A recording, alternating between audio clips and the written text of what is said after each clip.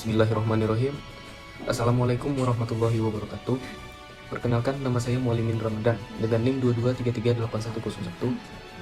Saya dari Prodi Teknik Mesin Non Kependidikan. Sebelumnya, video ini bertujuan untuk memenuhi tugas perkuliahan saya, mata kuliah Material Teknik dari dosen pengampu saya, Bapak Andril Arafat, STMM PhD.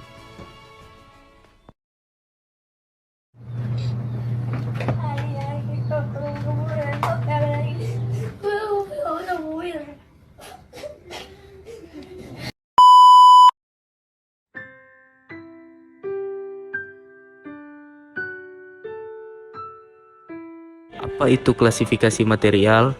Klasifikasi material adalah proses mengelompokkan bahan berdasarkan karakteristik fisik, kimia, dan penggunaannya. Hal ini membantu dalam pemilihan dan penggunaan yang tepat dalam berbagai aplikasi industri. Jenis-jenis klasifikasi material. Pertama, logam. Logam adalah sebuah unsur kimia yang memiliki sifat yang kuat, liat, keras, dan mampu menghantarkan listrik atau energi panas. Logam juga memiliki titik cair yang tinggi. Selain itu, logam berasal dari biji logam dan untuk mendapatkannya dengan cara penambangan.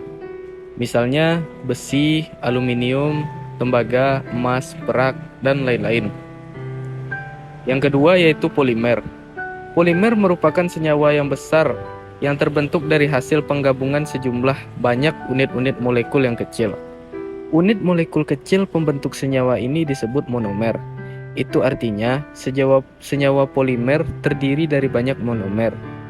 Polimer bisa tersusun dari beribu-ribu atau bahkan dari jutaan monomer, sehingga dapat disebut sebagai senyawa makromolekul.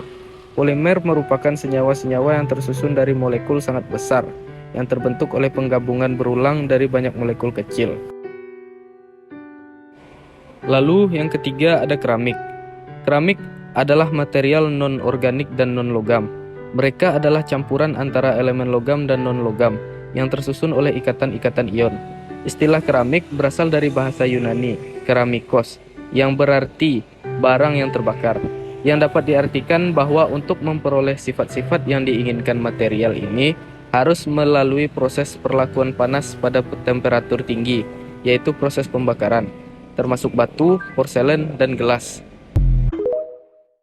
Mengapa klasifikasi material penting?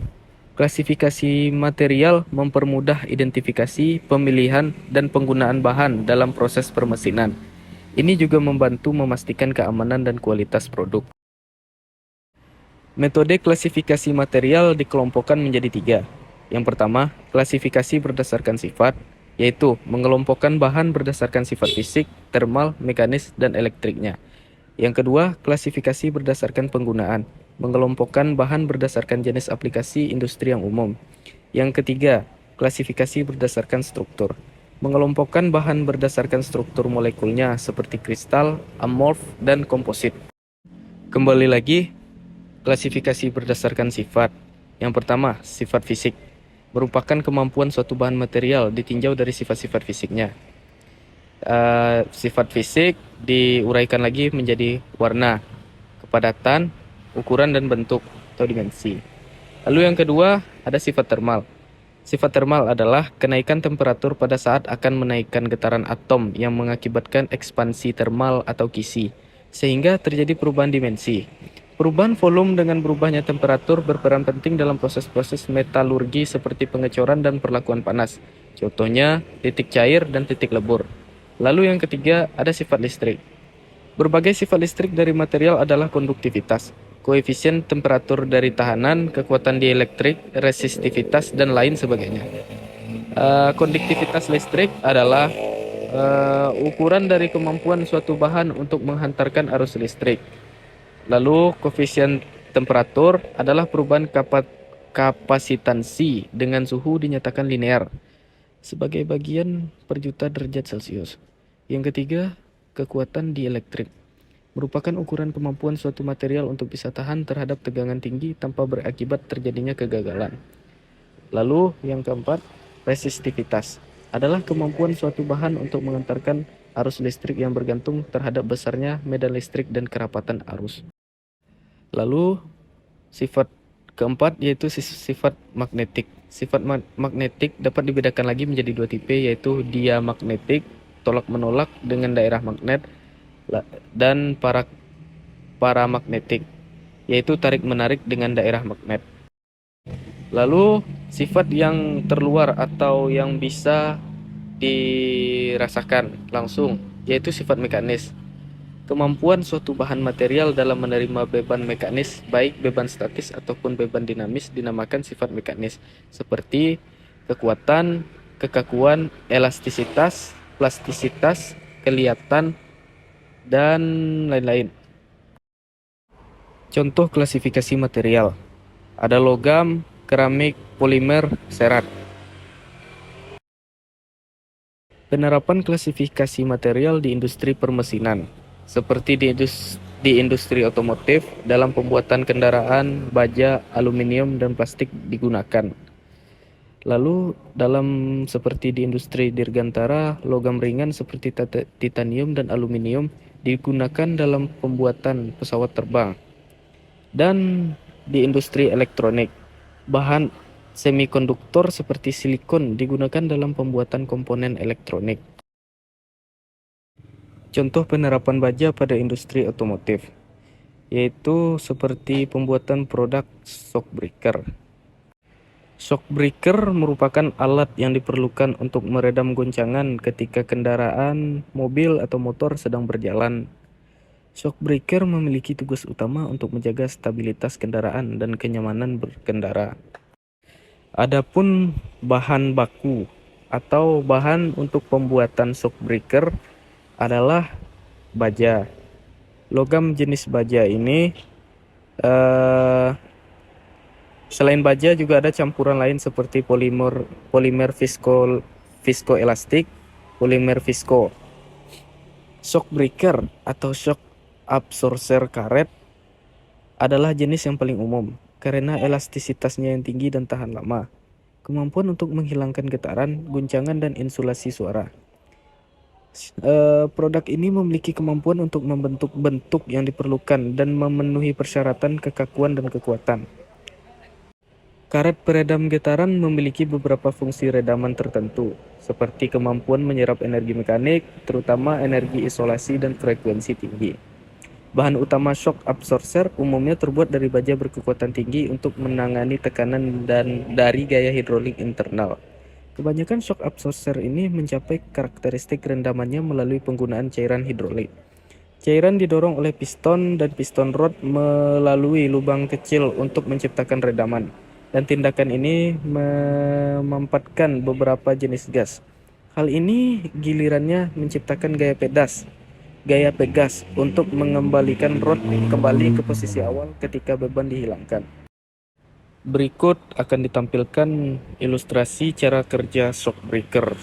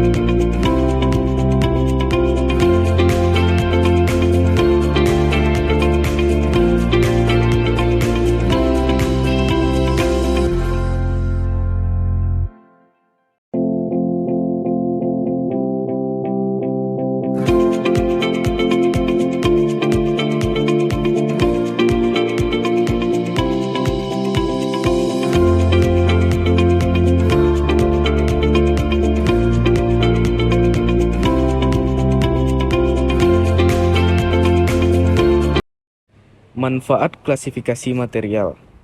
Yang pertama, tentunya untuk keamanan produk, karena menggunakan bahan yang sesuai dan kuat untuk memastikan produk aman digunakan. Lalu yang kedua, optimisasi proses. Eh, Manfaat lain yaitu optimisasi proses karena memilih bahan dengan sifat yang cocok untuk mendukung efisiensi dan kinerja proses. Lalu yang ketiga, tentunya perawatan mudah.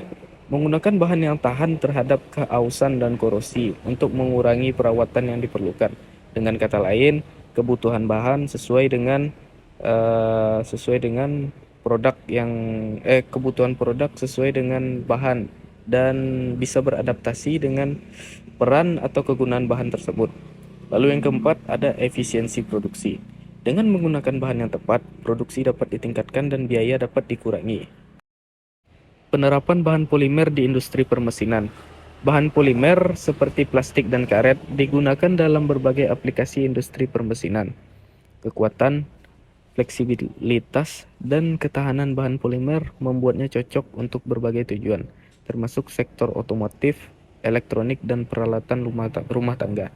Tentunya bahan polimer ini akan dicampur dengan bahan non-logam dan non-logam yang lain untuk saling mengisi kekurangan masing-masing. Tantangan dalam klasifikasi material.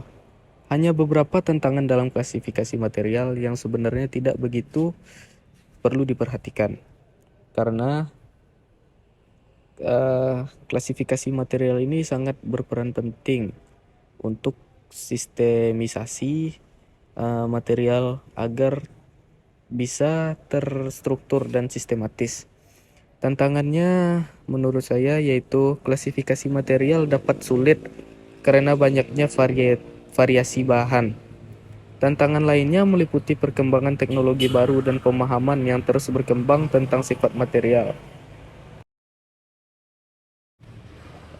Kesimpulan dan poin penting yang dapat saya jabarkan dari makalah saya, dari presentasi saya barusan, ya ada 5.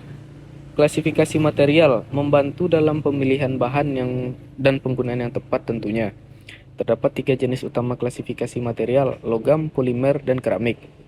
Klasifikasi material penting untuk keamanan produk, efisiensi produksi, dan optimisasi proses. Dan tentunya membuka peluang lebih luas dengan penerapan bahan polimer dalam industri permesinan. Material teknik dibagi menjadi beberapa golongan, yaitu sebagai berikut. Yang pertama, logam. Logam adalah material yang mempunyai daya hantar listrik yang tinggi dengan sifat konduktor yang baik dan tahan terhadap temperatur tinggi. Mempunyai titik didih tinggi, keras, mengkilap, dan tidak tembus cahaya, dan dapat dideformasi. Contohnya, baja, besi cor, titanium, logam putih, dan lain-lain. Lalu yang kedua ada non-logam. Non-logam adalah material yang tidak mempunyai daya hantar listrik. Contohnya adalah polimer dan lain sebagainya. Lalu yang ketiga ada keramik. Keramik merupakan suatu bentuk bahan yang terbuat dari tanah liat dan bahan tambahan lainnya yang diproses dengan cara pembakaran. Lalu yang terakhir ada komposit. Komposit adalah suatu jenis bahan baru, hasil rekayasa yang terdiri dari 2 atau lebih bahan, di mana sifat masing-masing bahan berbeda satu sama lainnya, baik itu sifat kimia maupun fisikanya, dan tetap terpisah dalam hasil bahan tersebut. Dan tentunya saya akan melampirkan sumber referensi dari jurnal yang saya comot poin-poinnya atau saya ringkas. Ini ada tertera di daftar pustaka.